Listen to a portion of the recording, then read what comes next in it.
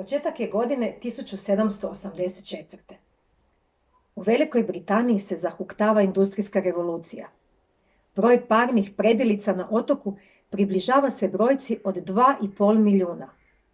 Na drugoj, nešto egzotičnije strane Europe, Dalmaciju, tada pokrajinu Mletačke republike, posjećuje vjerna pratiteljica dugoga srednjeg vijeka. Kuga. Što ti je život? Gradovi poput Zadra, Trogira ili Splita krajem 18. stoljeća iza sebe imaju 2000 godine staža u ulozi oaza moderne civilizacije. No u času kad se Zapad našao na pragu pravog modernog doba, onog čije tekovine danas uživamo, naši dalmatinski junaci tek su provincijski gradići posrnulog mediteranskog imperija i samog na putu u ropotarnicu povijesti. Steže tako kuga obruč oko Splita, brzinom širenja parnih strojeva po Engleskoj, a Juliju Bajamontiju, vjerojatno najvećem i zasigurno najnesvačenijem intelektualcu splitskog 18. stoljeća, svako malo kroz glavu prođe rečenica dragog mu prijatelja, poznatog talijanskog prirodoslovca i putnika po Dalmaciji, Alberta Fortisa. Nije tvoja sudbina da tamo umreš. Malo Morgan, misli si na tečnom talijanskom liječnik Bajamonti, obilazeći predgrađa, nailazeći na malaksale težake, lučke radnike i mornare s prištevima na preponama, oteklinama po tijelu i mutnim očima. U luci, u kojoj se mnoštvo robe iz Osmanske Bosne, izvorišta zaraze, tovarilo na brodove za Italiju, saznaje za slučaj nekog mornara iz Istre. Jadnik je umro, sa čudnovatom crninom na prednjem dijelu vrata, lica umazano krvlju, tijela potpuno modrog i na rubu raspadanja. Ipak, službenim gradskim liječnicima, čijim redovima Bajamonti zbog svojih umjetničkih sklonosti i braka s pučankom nije pripadao, i dalje treba crtati. Umjesto da podignu opravdanu uzbunu, oni uzroke ovih neugodnih smrti odlučuju pripisati glistama. Moje je mišljenje bilo sasvim drukčije od onoga ostalih mjesnih liječnika. Umjesto da ljudima ulijevam povjerenje, ja sam ulijevao strah i razmišljao o najtežim posljedicama.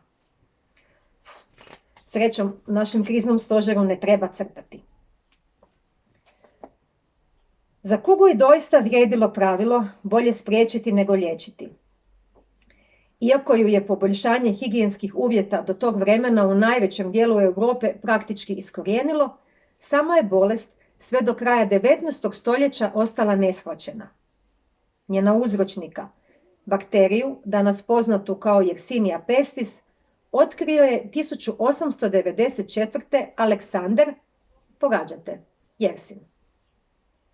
Da se najčešće prenosi putem buha, inficiranih druženjem sa zaraženim glodavcima, ponajprije štakorima, utvrdio je 4 godine kasnije Paul Louis Simon.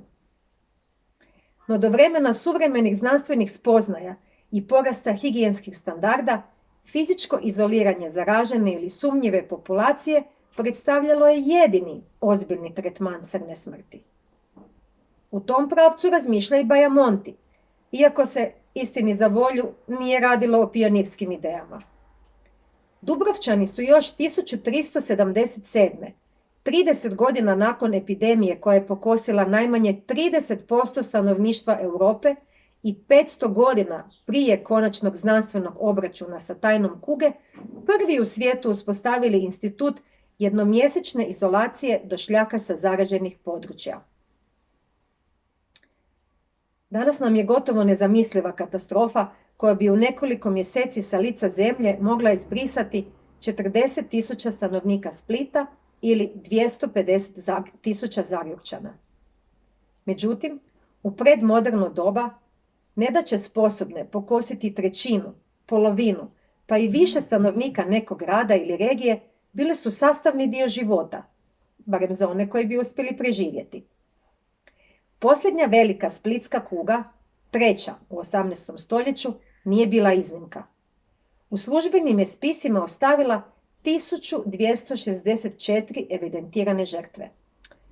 No, kako navodi Bajamonti, javni su spiskovi zbog silovitosti smrtnosti, pometnje i užasa koji su vladali bili manjkavi.